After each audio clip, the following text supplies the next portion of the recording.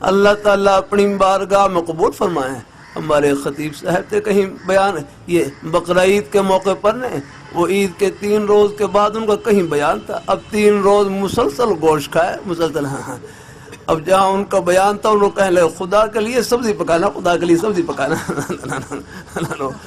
وہ 3 روز وہ مسلسل گوشت کھایا تو وہ کہنے لگے کوئی نئی چیز کھلائے.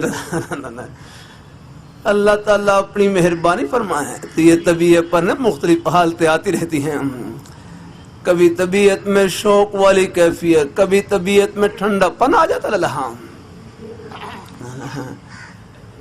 وہاں ریاض میں ہمارے ایک بزرگ ہیں, ایک کمپنی کے وہ نائب صدر ہیں, نائب صدر یعنی وہاں کمپنی کا انتظام, لیکن طبیعت میں کچھ سختی بھی ہے, طبیعت مضبوط بھی ہے اور سخت بھی ہے. کیونکہ اب عملے سے کام کروانا ہوتا ہے تو اس میں کچھ تھوڑا بہت ذرا نظام کے لیے کچھ تھوڑی بہت سختی کرنی پڑتی ہے.